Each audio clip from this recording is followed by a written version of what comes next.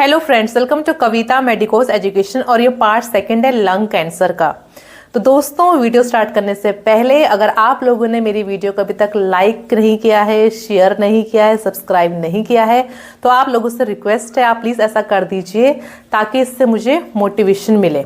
ठीक है, तो यहाँ पर दोस्तों हम पढ़ रहे हैं पैथोफिजियोलॉजी ऑफ लंग कैंसर। तो पार्ट फर्स्ट लंग कैंसर हमने क्या पढ़ा था कि भाई किसी भी कारण से जो भी हमारे रिस्क फैक्टर है, जो भी कारण है लंग कैंसर होने के, ठीक है।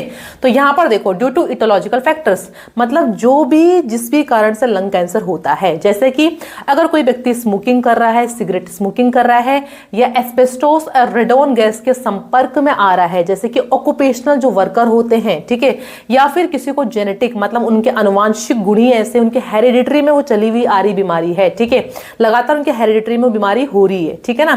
तो जो भी कारण हमने लंग कैंसर के पढ़े हैं, ठीक है, उन कारणों से देखो क्या होगा। यहां पर मैंने दो चीजों में यहां पर बांटा है। पहला देखो क्या होगा कि अगर कोई व्यक्ति लगातार सिगरेट पी रहा है, अब भाई सिगरेट में 7,000 से ज्यादा केमिकल्स होते हैं, जिसमें से 70 मतलब 70 जो होते हैं वो कार्सिनोजेनिक होते हैं। जब भी कार्सिनोजन हमारी बॉडी में एंटर करेगा तो वो हमारी जो नॉर्मल सेल होंगी लंग की, उनको वो डैमेज कर देगा, ठीक है। अब हमारी बॉडी का एक सिस्टम है इम्यून सिस्टम, ठीक है। जब भी हमारी बॉडी में कोई चीज खराब होती है, डैमेज होती है, तो हमारी इम्यूनिटी उसको ठीक करने की कोशिश करती है, उसको ठीक कर देती है। जैसा कि अगर गलती से हमारा हाथ कट जाता है तो वो कुछ टाइम बाद अपने आप ही भरना शुरू हो जाता है ना। तो ये हमारी बॉडी का नॉर्मल मैकेनिज्म है। तो किसी ने अगर सिगरेट पिया, ठीक है, तो हमारी बॉडी की कुछ सेल डैमेज हो गई। अब हमारी इम्यूनिटी क्या करेगी, उस डैमेज सेल को सही कर देगी, ठीक है ना। वो व्यक्ति लगातार सिगरेट पी रहा है, बहुत लंबे टाइम से पी रहा है, ज्यादा सिगरेट पी रहा है, ठीक है, और सिगरेट को बिल्कुल छोड़ ही नहीं रहा, फिर हमारी बॉडी क्या करेगी, डैमेज सेल को रिपेयर करेगी। ऐसा लगातार होता रहेगा। भाई कब तक होगा, ठीक है ना। तो लगातार अगर कार्सिनोजन हमारी बॉडी में एंटर करते रहेंगे, मतलब कंटिन्यूस कॉजेस, मतलब बॉडी ने उसको ठीक कर दिया, फिर पर्सन ने दोबारा से कार्सिनोजन को अंदर ले लिया, कैंसर वाले चीजों को अंदर ले लिया, ठीक है, फिर बॉडी ने रिपेयर कर दिया। बट ऐसा कब तक चलता रहेगा। एक टाइम ऐसा आएगा जब हमारी बॉडी बोलेगी अब नहीं हो सकता, अब बहुत हो गया, ठीक है ना। तो यहां पर क्या होगा, ऐसा लगातार होने के बाद अगर व्यक्ति सिगरेट नहीं छोड़ता है, लगातार कैंसर वाली चीजों को अंदर लेता है, तो हमारी बॉडी का रिपेयरिंग सिस्टम फेल हो जाएगा, ठीक है। अब हमारी बॉडी बोलेगी बस अब रहने दो, नहीं हो पाएगा, तो वो रिपेयरिंग करना छोड़ देगी, ठीक है। और हमारी बॉडी की जो नॉर्मल सेल है वो ट्यूमर में बदल जाएगी, मतलब कैंसर में बदल जाएगी। तो किस तरह से हमारी बॉडी की नॉर्मल सेल कैंसर में बदलती है, भाई यहाँ पर दो चीजें होती है। पहला है मेटाप्लेसिया। मेटाप्लेसिया मतलब होता है जब कोई सेल टाइप अपने सेल टाइप को चेंज करता है, मतलब एक जैसा दिखने वाला सेल कुछ अलग तरीके के सेल में बदल जाता है, उसको बोलते हैं मेटाप्लेसिया। तो यहां पर चेंज हो गया सेल का टाइप, नॉर्मल सेल से वो कैसे सेल बन गई, कैंसर सेल बन गई, ठीक है, उसको बोलते हैं मेटाप्लेसिया। दूसरा क्या हुआ, डिस्प्लेजिया। आपको पता है जो कैंसर सेल होती है वो अपनी एबनॉर्मल ग्रोथ करती है, लगातार बढ़ती रहती है, मरती नहीं है, ठीक है, उनमें एपोप्टोसिस नहीं होता है।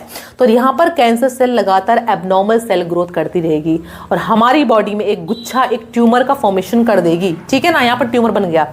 अब ये ट्यूमर क्या करेगा, शुरू में तो बेस वाले सेल्स पे होता है, धीरे धीरे ये ट्यूमर जो ये कैंसर बना है ये आसपास के सराउंडिंग लंग्स को, सराउंडिंग सेल्स को भी गंदा करना शुरू कर देगा, मतलब उनको भी खराब करना शुरू कर देगा, ठीक है। तो कैंसर धीरे धीरे इन्वेजन होता है। इन्वेजन मतलब होता है जब कैंसर आसपास के हेल्दी लंग एरिया में फैलता है, उसको बोलते हैं सराउंडिंग लंग टिश्यू।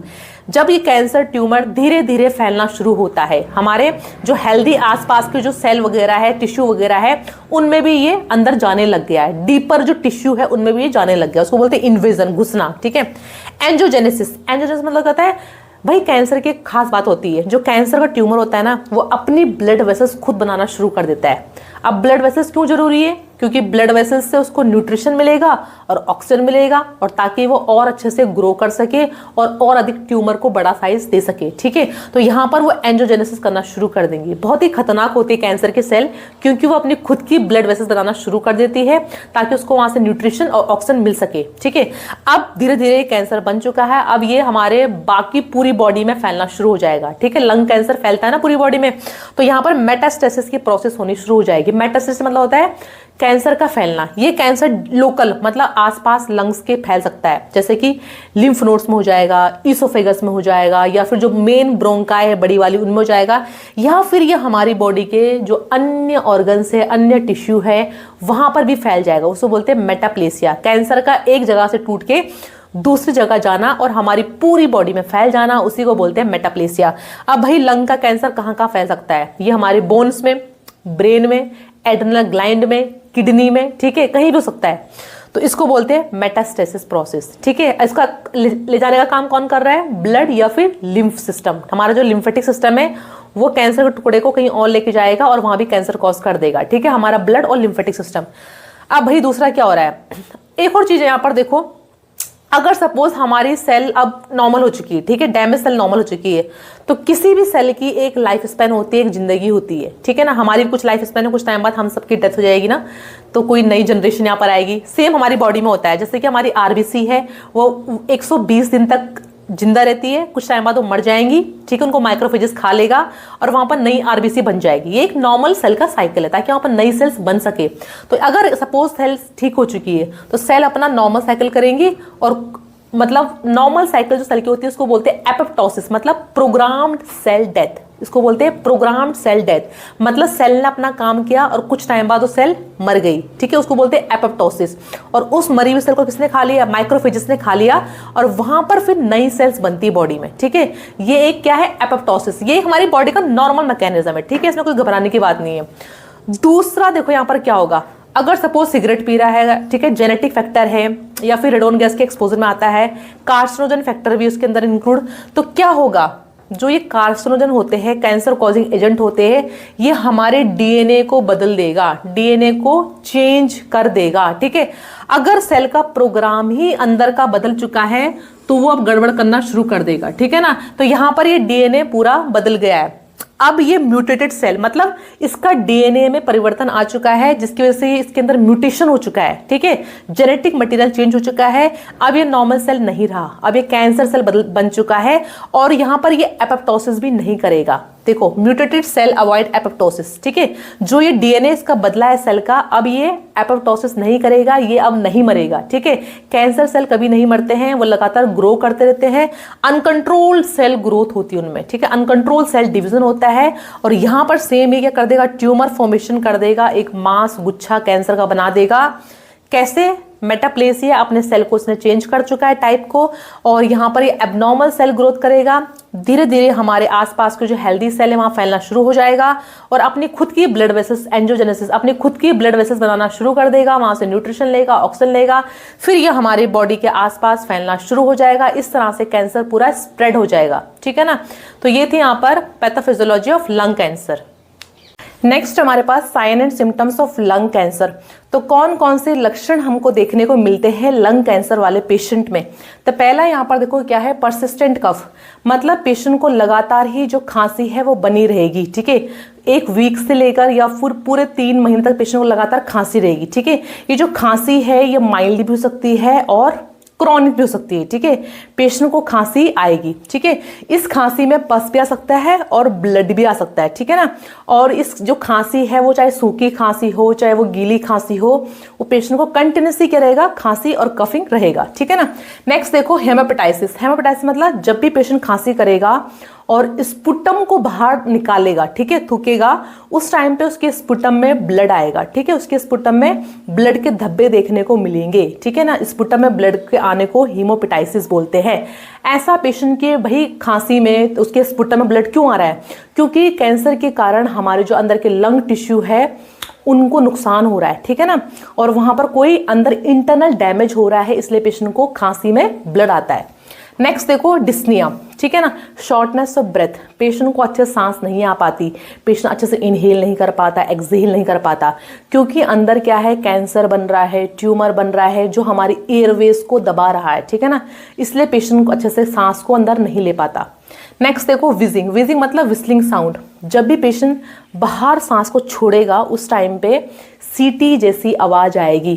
क्यों आ रही है सीटी जैसी आवाज? क्योंकि अगर ट्यूमर हमारी ईयर पैसेज को, हमारी ईयरवेज में उसको प्रेस कर देगा तो जो भाई हमारा ईयरवे का रास्ता है ना, ये नैरो हो जाएगा। ये ट्यूमर है, कैंसर है। अगर इसने इतना रास्ता यहाँ घेर चुका है ईयरवे में, तो ये जो रास्ता है सिकुड़ चुका है, नैरो हो चुका है। तो जब भी वो CO2 को बाहर छोड़ेगा उस टाइम पे वहां से विस्लिंग से आवाज आएगी, ठीक है, मतलब सीटी जैसी आवाज आना जब भी वो सांस को बाहर छोड़ेगा। नेक्स्ट है चेस्ट पेन। पेशेंट को छाती में दर्द रहेगा। दर्द हल्का भी हो सकता है और तेज भी हो सकता है, ठीक है, माइल्ड भी हो सकता है और सीवियर भी हो सकता है, ठीक है ना। पेशेंट को छाती में दर्द रहेगा ट्यूमर के कारण। और दूसरा क्या, पेशेंट भाई सांस लेने की बहुत कोशिश कर रहा है, वो अपनी चेस्ट के मसल्स को यूज कर रहा है, अपने एब्डोमेन के मसल्स को यूज कर रहा है, ठीक है, अपनी नेक के मसल्स को यूज कर रहा है, जिसके कारण उसकी चेस्ट में पेन रहेगा। नेक्स्ट है यहाँ हॉर्सनेस। हॉर्सनेस मतलब होती है दबी दबी खसखस वाली आवाज, ठीक है, जिसकी पिच क्या होती है, कम होती है। इसको हम रस्की वाली आवाज ही बोलते हैं। होता है ना धीमी धीमी सी आवाज, मोटी मोटी सी आवाज, उसको बोलते हैं हॉर्सनेस ऑफ वॉइस। जिस टाइम हमारा गला बैठ जाता है, ठीक है ना, उस टाइम बोलते हैं हॉर्सनेस ऑफ वॉइस। तो कैंसर वाले पेशेंट में हमको हॉर्सनेस ऑफ वॉइस देखने को मिलती है। क्यों पेशेंट का ऐसा लग रहा है जैसे गला बैठ गया हो? क्योंकि भाई जो ट्यूमर है उसने हमारे लैरेंजल नर्व को प्रेस कर दिया है। अगर ट्यूमर हमारे कैंसर के जो सेल है, अगर वो लैरेंजल नर्व के ऊपर हो जाएंगे, वहां उसको दबा देंगे, जो कि हमारा कौन सा नर्व है, वॉइस नर्व है। मैं बोल पा रही हूँ, क्यों बोल पा रही हूँ, लैरेंजल नर्व, ठीक है ना, वॉइस बॉक्स। तो अगर वहां पर ट्यूमर हो जाएगा तो पेशेंट की जो आवाज है वो दबी दबी रहेगी, ठीक है ना। नेक्स्ट है अनएक्सप्लेन्ड वेट लॉस। एक तो ये है ही कैंसर वाले जो व्यक्ति है उनका वजन गिरता रहता है, ठीक है, वो चाहे एक्सरसाइज भी नहीं कर रहे हैं, वेट लॉस भी नहीं कर रहे हैं, बिना बात के उनका लगातार बहुत तेजी से वेट रिड्यूस होता है, ठीक है ना। क्यों हो रहा है पेशेंट का वेट कमजोर? पेशेंट कमजोर क्यों हो रहा है कैंसर में? क्योंकि भाई जो कैंसर की सेल होती है वो हमारी बॉडी का न्यूट्रिशन को छीन लेती है, न्यूट्रिशन को ले लेती है, जिसकी वजह से हमारी जो हेल्दी सेल्स होती है वो न्यूट्रिशन को नहीं ले पाती है, ठीक है ना, और पेशेंट का वजन कम हो जाता है। नेक्स्ट है यहाँ fatigue, loss of appetite. Patient हमेशा थकावट में रहेगा, वीकनेस होगा, उसको खाना खाने का मन नहीं करेगा, उसको बोलते हैं लॉस ऑफ एपेटाइट, ठीक है ना। उसको चेस्ट पेन हो रहा है, कैंसर की कंडीशन है, उसकी बॉडी में बिल्कुल वीकनेस है, कैंसर के ट्यूमर लगातार ग्रो कर रहे हैं, जिसकी पेशेंट को थकावट सी रहेगी, कमजोरी लगेगी, क्योंकि पूरा का पूरा न्यूट्रिशन कौन ले रहा है, कैंसर के सेल ले रहे, तो पेशेंट को वीकनेस, फटीग सब रहेगा, ठीक है ना, उसको कुछ भी खाने का मन नहीं करेगा। नेक्स्ट है फीवर, फ्रीक्वेंट इन्फेक्शन। पेशेंट को बुखार रहेगा, उसको छोटी जो रेस्पिरेटरी इन्फेक्शन है, कोल्ड हो गया, कफ हो गया, बुखार हो गया, वो फ्रिक्वेंटली उसको लगता रहेगा। खासकर उसको ब्रोंकाइटिस और निमोनिया से गुजरना पड़ता है कैंसर वाले व्यक्ति को। क्यों उसको फ्रीक्वेंट इन्फेक्शन हो रहा है? क्योंकि भाई जो हमारी लिम्फ नोड है ना, वो हमारे इम्यून सेल्स को रखती है। अगर हमारे लिम्फ नोड में, हमारे इम्यून सेल्स में अगर कैंसर हो गया, और कैंसर सेल क्या करती है, हमारे इम्यून सिस्टम को सप्रेस कर देती है, दबा देती है, ठीक है ना, जिसकी वजह से पेशेंट को लगातार कोई ना कोई रेस्पिरेटरी इन्फेक्शन होता रहता है। नेक्स्ट है यहाँ बोन पेन, ठीक है ना। ये मैंने जो नीचे के सिम्टम लिखे हैं ना, ये सिम्टम कब आएंगे पेशेंट को? जब कैंसर एक जगह से हमारे दूसरे जगह फैलना शुरू कर देगा, तब ये वाले साइन एंड सिम्टम्स पेशेंट में देखने को मिलेंगे। इसको बोलते हैं मेटास्टेसिस, मतलब जब हमारा कैंसर एक जगह से दूसरी जगह फैलना शुरू कर देगा, उसको बोलते हैं मेटास्टेसिस। अब पेशेंट के जो हड्डियां हैं उनमें दर्द हो रहा है, ठीक है, खासकर जो पीछे रीढ़ की हड्डी है उसमें दर्द होगा, जो हिप की हड्डी है उसमें दर्द होगा, तो उसकी हड्डियों में दर्द होना शुरू हो जाएगा। अगर कैंसर लंग्स से कहाँ फैल गया, हमारी हड्डियों में फैल गया, ठीक है। नेक्स्ट है बोन पेन। फिर है headache, dizziness and seizure. Patient को सर दर्द रहेगा भाई, ठीक है, उसको मतलब अनकॉन्शियस टाइप में रहेगा पेशेंट, उसको डिजीनेस लगेगा, क्या पता उसको दौरे वगैरह भी आ सकते हैं, उसको नोजिया, ठीक है, नोजिया रहेगा, वॉमिटिंग, हेडेक। क्यों आएंगे? क्योंकि अगर जो कैंसर है वो हमारे ब्रेन तक फैल जाएगा तो ये ब्रेन की सिम्टम है, ठीक है ना। अगर वो कैंसर स्प्रेड होकर कहाँ चला गया, हमारे ब्रेन में चला गया, तब पेशेंट को कैसा लगेगा, हेडेक होगा, नोजिया होगा, डिजीनेस होगा, चक्कर चक्कर आएगा, या फिर उसको दौरे भी आ सकते हैं। नेक्स्ट है swelling in face and neck. Patient के फेस में, नेक में, उसके हाथों में स्वेलिंग होगी। मैं अपर एक्सट्रीमिटी की बात कर रही हूँ। क्यों स्वेलिंग होगी? अगर ट्यूमर और कैंसर सेल ने हमारे सुपीरियर वीना कैवा को दबा दिया। अब भाई सुपीरियर वीना कैवा का काम क्या होता है? सुपीरियर वीना का काम क्या होता है कि हमारे अपर वाले बॉडी से ब्लड को कहाँ लेके आना, हमारे हार्ट में लेके आना। अगर वीनस ड्रेनेज नहीं हो पाएगा तो सारा ब्लड कहाँ रह जाएगा? ऊपर के बॉडी पार्ट्स में रह जाएगा ना, तो पेशेंट के हाथों में स्वेलिंग देखने को मिलेगी, उसके फेस में स्वेलिंग देखने को मिलेगी, उसके नेक में, गर्दन में स्वेलिंग देखने को मिलेगी। अगर ट्यूमर किसको दबा देगा, हमारे सुपीरियर वीना कैवा को दबा देगा, ठीक है। डिस्फेजिया, पेशेंट को यहाँ खाना निगलने में दिक्कत आएगी, ठीक है। डिस्फेजिया का मतलब होता है डिफिकल्टी इन स्वेलिंग फूड, खाना निगलते हुए दिक्कत आना, ठीक है। अगर हमारे जो कैंसर है, कैंसर का ट्यूमर है, उसने वो अगर चेस्ट के सेंटर में हो गया, ठीक है, मेडिस्टिनल एरिया में हो गया, उसने हमारे ईसोफेगस को दबा दिया, तब पेशेंट को खाना निकलने में दिक्कत आएगी, उसको बोलते हैं डिस्फेजिया। फिर है जॉन्डिस। जॉन्डिस मतलब होता है पीलिया, ठीक है। अगर पेशेंट के हमको देखने को मिलेगा पीलिया, क्यों? क्योंकि अगर कैंसर कहाँ फैल चुका है, लिवर में, अगर लिवर में कैंसर फैल चुका है तो पेशेंट में जॉन्डिस के सिम्टम देने को मिलेंगे, जैसे कि उसकी आंखें जो होंगी, उसकी जो स्किन होगा, मतलब आईज एंड स्किन येलोइश देखने को मिलेगी। ये थे कुछ लक्षण लंग कैंसर के। नेक्स्ट हमारे पास डायग्नोसिस ऑफ लंग कैंसर। तो कौन कौन सी जांच यहाँ पर हम लंग कैंसर वाले पेशेंट में करते हैं? तो पहला है यहाँ पर हिस्ट्री एंड फिजिकल एग्जामिनेशन। देखो यहाँ पर हिस्ट्री कलेक्शन है, मतलब आपको पेशेंट की पास्ट की और प्रेजेंट की हिस्ट्री यहाँ पर कलेक्ट करनी है, ठीक है। पेशेंट से आप बहुत सारे क्वेश्चन वगैरह कर सकते हो, जैसे कि क्या कभी उसकी फैमिली में किसी को कैंसर था या फिर नहीं था, ठीक है।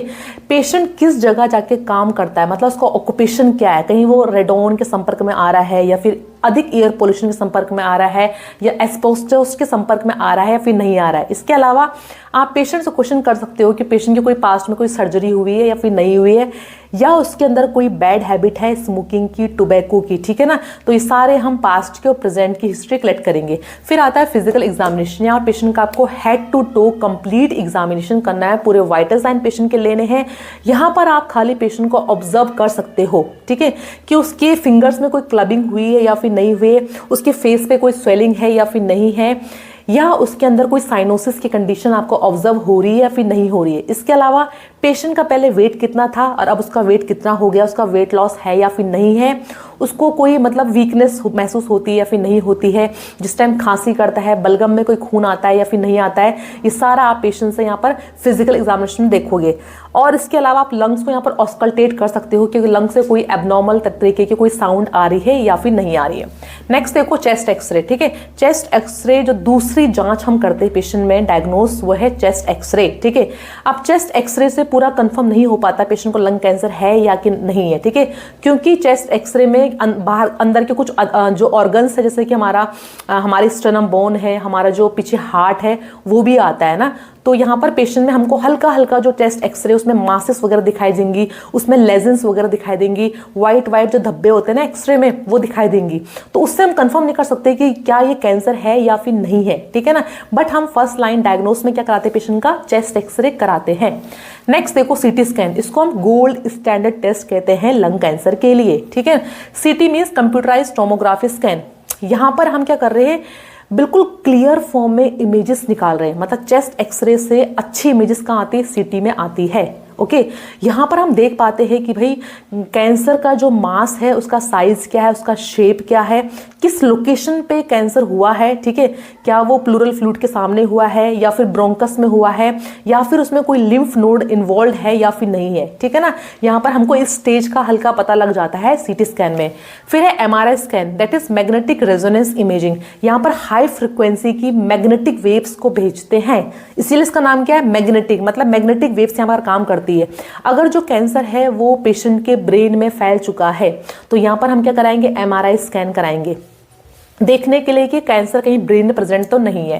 नेक्स्ट है यहाँ पर पॉजिट्रॉन एमिशन टोमोग्राफी, इसको हम पीईटी स्कैन बोलते हैं। क्या बोलते हैं, पीईटी स्कैन। इसमें क्या होता है, इस स्कैन में ना एक रेडियो एक्टिव सब्सटेंस होता है जिसका नाम है GDR, glucose deoxyribo radio active, ठीक है। अब देखो इसको हम क्या करते हैं, इस ग्लूकोज को हम पेशेंट को ओरली तो पिलाते हैं या फिर इंट्रावीनस रूट से उसकी बॉडी में डालते हैं। अब ये ग्लूकोज जो है वो रेडियो एक्टिव है, ओके। अब जैसे पेशेंट की बॉडी में ये ग्लूकोज जाएगा तो जो नॉर्मल सेल्स होंगी और जो कैंसर सेल होंगी, आपको पता है जो कैंसर सेल्स होती है वो हाईली मेटाबॉलिक एक्टिविटी करती है, हमारी बॉडी का न्यूट्रिशन पहले कैंसर सेल ही लेती है, ठीक है ना। तो जैसे ग्लूकोज बॉडी में जाएगा जो कि रेडियो एक्टिव है, तो कैंसर सेल क्या करेगी, फटाफट से ग्लूकोज का एब्जॉर्ब कर लेगी, ठीक है ना। और जहां जहां बॉडी में कैंसर होगा, लंग्स में जहां जहां कैंसर होगा, वहां वहां कैंसर सेल क्या करेगी, उस ग्लूकोज को एब्जॉर्ब कर लेगी और रेडियो एक्टिव, मतलब वो हमको अलग ही बिल्कुल डार्क अलग ही रेडियो एक्टिव इमेजेस हमको उसकी दिख जाएंगी। इससे पता लग जाएगा कि भाई किस किस जगह कैंसर फैला हुआ है। नेक्स्ट है यहाँ पर CBC, liver and kidney function biochemistry test यहाँ पेशेंट का करवाते हैं। सीबीसी में हम कंप्लीट ब्लड काउंट पेशेंट का कराएंगे, ठीक है। आरबीसी का लेवल क्या है, पेशेंट को कोई एनीमिया है या फिर नहीं है। डब्ल्यूबीसी का लेवल, व्हाइट ब्लड सेल का लेवल बढ़ा तो नहीं है पेशेंट में, क्योंकि जब भी बॉडी में कोई इन्फेक्शन होता है, इन्फ्लामेशन होता है, तो हमारी डब्ल्यूबीसी वहां बढ़ जाती है, ठीक है ना। इसके अलावा प्लेटलेट्स भी कम हो जाती है कई बार कैंसर में, और पेशेंट में कई बार कैल्शियम का लेवल बहुत अधिक बढ़ जाता है। तो इसलिए यहाँ पर हमको सीबीसी कंप्लीट हम टेस्ट करवाएंगे पेशेंट का। फिर है liver and kidney function biochemistry test. Liver क्यों करा रहे हैं, क्योंकि कई बार लंग कैंसर फैल के कहाँ आ जाता है, हमारे लिवर में आता है। तो लिवर हमारा ठीक है या नहीं है, उसके लिए हम लिवर टेस्ट करवाएंगे। किडनी फंक्शन, क्योंकि लंग कैंसर फैल के कहाँ आता है, किडनी में आता है। मेटास्टेसिस कैंसर है ना, वो स्प्रेडिंग कैंसर है, तो किडनी हेल्दी है या फिर नहीं है। नेक्स्ट देखो बायोप्सी, सबसे जो इंपॉर्टेंट जांच है भाई कैंसर के लिए, जिससे कंफर्म होता है कि भाई हाँ पेशेंट को कैंसर है और कौन सी स्टेज में है। तो उसके लिए हम क्या कराते हैं, बायोप्सी। बायोप्सी में क्या होता है कि जो मांस का टुकड़ा है, जो ट्यूमर का टुकड़ा है, उसको हम ले लेंगे, ठीक है, और उसको हम लैब में इन्वेस्टिगेशन के लिए भेज देंगे आगे कि क्या वो कैंसर सेल था या फिर नहीं था। ये एक कंफर्मेशन टेस्ट है लंग कैंसर के लिए, इससे लंग कैंसर कंफर्म हो जाता है, ठीक है ना। तो बायोप्सी कराना बहुत जरूरी है। अब बायोप्सी हम बहुत तरीके से कर सकते हैं। हमको टिश्यू का सैंपल चाहिए भाई, हमको मांस का टुकड़ा चाहिए, वो ट्यूमर का टुकड़ा चाहिए, तो वो हम किस किस तरीके से ले सकते हैं। पहला है ब्रोंकोस्कोपी, मतलब एक फ्लेक्सिबल गाइड ट्यूब होती है जिसको हम पेशेंट के माउथ या फिर नोज के थ्रू डालेंगे, और वहां से हम इंस्ट्रूमेंट के थ्रू क्या करेंगे, उस मांस जो ट्यूमर जहां बना है, जहां कैंसर सेल है, उसके सेल को वहां से ले लेंगे, उसके टिश्यू को वहां से ले लेंगे। एक तरीका ये है, ठीक है ना। ब्रोंकोस्कोप में कैमरा लगा होता है, एक कैमरा फिट होता है जिससे हमें पता लगाता है कि भाई कहां पर ट्यूमर है, कहां से हमको सेल को लेना है। दूसरा है सीटी guided needle biopsy, computerised tomography के थ्रू हम निडल की हेल्प से टिश्यू के सैंपल को, कैंसर के सेल के सैंपल को यहाँ पर कलेक्ट कर रहे हैं। कई बार ओपन बायोप्सी भी होती है, जहाँ पर हल्का सा इंसिजन लगाते हैं और वहाँ से टिश्यू के सैंपल को कलेक्ट करते हैं, फिर उसको लैब में भिजवाते हैं कि क्या भाई वो कैंसर है या फिर नहीं है। नेक्स्ट है यहाँ पर स्पुटम कल्चर, ठीक है, बलगम पेशेंट का लेना है। ज़्यादातर यहाँ पर हम स्पुटम कौन सा लेंगे, मॉर्निंग टाइम का स्पुटम लेंगे, क्योंकि हम अब स्पुटम कौन सा लेना है यहाँ पर, जब पेशेंट बिल्कुल जोर से खांसी कर रहा हो, ठीक है, जब पेशेंट मतलब बिल्कुल डीप खांसी करेगा, जो उसका स्पुटम आएगा, उस स्पुटम में पता लग जाएगा कि उसमें कोई एबनॉर्मल सेल है या फिर नहीं है, या पेशेंट को कोई अदर इन्फेक्शन तो नहीं है बॉडी में। उसकी जांच के लिए पेशेंट का स्पुटम कल्चर करना है। फिर है थोरासिंटेसिस। थोरासिंटेसिस मतलब होता है जो हमारी प्लूरल कैविटी होती है ना, जो हमारी प्लूरल कैविटी होती है, वहां पर जो प्लूरल फ्लूइड भरा होता है, ठीक है। कई बार लंग कैंसर ना फैल के हमारे जो प्लूरल फ्लूइड है उसमें चला जाता है, ठीक है ना, वहां पर स्प्रेड हो जाता है, तो वो प्लूरल इफ्यूजन वहां पर हो जाता है। उस प्लूरल इफ्यूजन को जांचने के लिए हम एक निडल से वहां पर एक निडल डालेंगे और उसके फ्लूइड को ले लेंगे और देखेंगे कि क्या उसमें कैंसर सेल है या फिर नहीं है। नेक्स्ट है pulmonary function test, PFT function test, मतलब हमारी लंग्स की हेल्दी कंडीशन है या फिर नहीं है। कई बार पेशेंट की कोई सर्जरी करनी होती है लंग कैंसर को लेके, तो पहले भाई देख लो लंग्स हेल्दी है भी कि नहीं है, ठीक है। उसका इनटेक पेशेंट कितना ले रहा है, आउटपुट कितना है, उसकी बॉडी में कितना रेसिडुअल वॉल्यूम है लंग्स के अंदर। तो लंग्स की कंडीशन को जांचने के लिए हम क्या करेंगे, पीएफटी करेंगे, लंग फंक्शन टेस्ट या फिर पीएफटी टेस्ट। नेक्स्ट है मेडिस्टेनोस्कोपी। देखो इसके नाम में आ रहा है मेडिस्टेनो मतलब मिडिल, ठीक है, स्कोपी मतलब जांचना। तो यहाँ पर हम छाती की जो हमारे जो चेस्ट है ना, उसके सेंटर के पोर्शन को जांच रहे हैं, ठीक है। जो सेंटर के भाग में जो ट्यूमर हुआ है, सेंटर के लिम्फ नोड्स में, सेंटर के जो ब्रोंकस है उसमें जो ट्यूमर जनरेट हुआ है, उसको जांचने के लिए हम क्या करेंगे, मेडिस्टेनोस्कोपी करेंगे। सेंटर ऑफ द चेस्ट, कहाँ कहाँ पर ट्यूमर है सेंटर में, कहाँ कहाँ लिम्फ नोड जो सेंटर प्रेजेंट है वहां पर ट्यूमर है कि नहीं है, उसको जांचने के लिए। दूसरा है यहाँ पर वेट्स। वेट्स मतलब होता है वीडियो असिस्टेड थोरैकोस्कोपी सर्जरी। अगर टिश्यू का सैंपल हमको बायोप्सी से नहीं मिल रहा है, ठीक है, कैंसर का जो मांस का टुकड़ा है हमको बायोप्सी से नहीं मिल रहा है उसका सेल, तो हम वेट्स करेंगे, हल्का सा सर्जरी करेंगे जिसको हम वीडियोग्राफी के थ्रू देख सकते हैं, और उसके थ्रू हम टिश्यू के सैंपल को ले लेंगे फर्दर इन्वेस्टिगेशन के लिए। सो नेक्स्ट हमारे पास मैनेजमेंट और treatment option for the lung cancer. तो यहाँ पर क्या क्या हम ट्रीटमेंट और मैनेजमेंट कर सकते हैं लंग कैंसर का। तो देखो पहले यहाँ पर है कीमोथेरेपी, देखो कीमो क्या है, कीमो एक तरह की मेडिसिन होती है, एक तरह की दवाइयां होती है जो कैंसर सेल को मारने के लिए दी जाती है, ठीक है ना। तो कीमो की जो मेडिसिन होती है, दवाइयां होती है, उसको हम इंट्रावेनस रूट से या फिर उसको पेशेंट ओरली भी इनहेल कर सकता है, ठीक है ना, उसको ओरली भी ले सकता है। तो कीमो ड्रग्स क्या करती है, ये कैंसर की ड्रग्स होती है जो कि मारती है कैंसर के सेल को, उनको छोटा कर देती है, उनके ग्रोथ को रोक देती है। वो रैपिडली अगर डिवाइड हो रहे कैंसर सेल उसको वो रोक देगी, ठीक है ना। तो यहां पर ये कैंसर की ग्रोथ को आगे नहीं बढ़ने देती और रैपिडली डिवाइडिंग सेल को रोक देती उनकी ग्रोथ को। तो ये एक तरह की मेडिसिन होती है, ठीक है ना। तो यहां पर हमारे पास दो तरह के क्या थे, कैंसर के टाइप थे। पहला है नॉन स्मॉल सेल, इसमें हम 2 ड्रग रेजिमेन देंगे, मतलब 2 तरह की गोलियां, सिस कार्बोप्लेटिन के साथ हम इनमें से कुछ भी दे सकते हैं। जैसे कि एग्जांपल है, देखो सिस के साथ हम टेक्सोल दे देंगे, या फिर सिस के साथ हम टेक्सोटेयर दे देंगे, या फिर सिस के साथ हम ये वाली मेडिसिन दे देंगे। ओके, सेम ऐसे यहां पर है, अगर आपको सिस नहीं देनी तो कार्बोप्लेटिन के साथ हम क्या दे देंगे, टेक्सोल दे देंगे, टेक्सोटेरिन दे देंगे, या फिर कार्बो के साथ हम क्या दे देंगे, जेमिसिटाबिन। इसको बोलते हैं 2 ड्रग रेजिमेन, मतलब 2 ड्रग हम इकट्ठे दे रहे हैं। और जो स्मॉल सेल लंग कैंसर है, इसमें हम कौन सी दवाइयां देते हैं, कौन सी, सिस्प्लेटिन और इटोपोसाइड देते हैं। आप देखो भाई, कीमोथेरेपी ड्रग आप सर्जरी से पहले दे सकते हो। अगर बहुत बड़ा कैंसर है, उसको उसकी ग्रोथ को कम करने के लिए, उसको डिवाइड होने से रोकने के लिए आप सर्जरी से पहले कीमोथेरेपी दे सकते हो।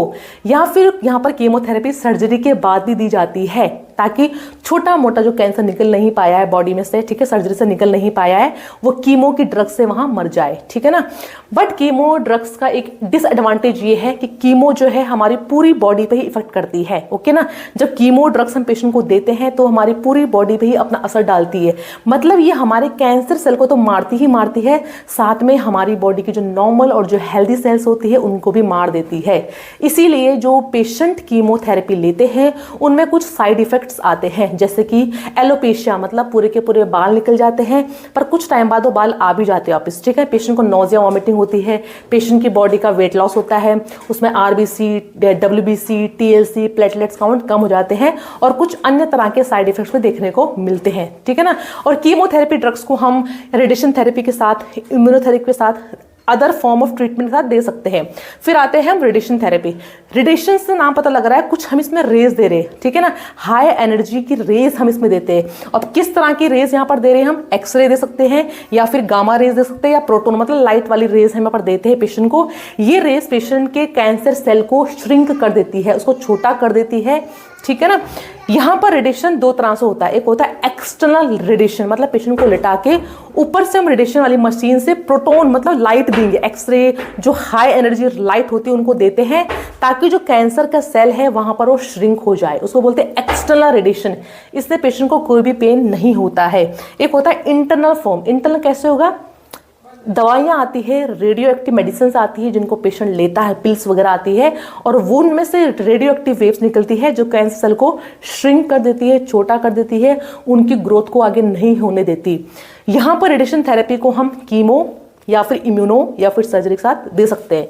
नेक्स्ट आता है इम्यूनो। देखो यहाँ पर नाम पता लग रहा है इम्यूनो, मतलब ये हमारी इम्यूनिटी सिस्टम को मजबूत करती है। यहाँ पर हम क्या कर रहे हैं, पेशेंट की जो खुद की रोग प्रतिरोधक क्षमता है, उसकी इम्यून पावर है, उसको हम मजबूत कर रहे हैं। इससे क्या होगा, पेशेंट की खुद की जो इम्यूनिटी होगी ना, अब वो जाके कैंसर सेल को मारेगी, ठीक है ना।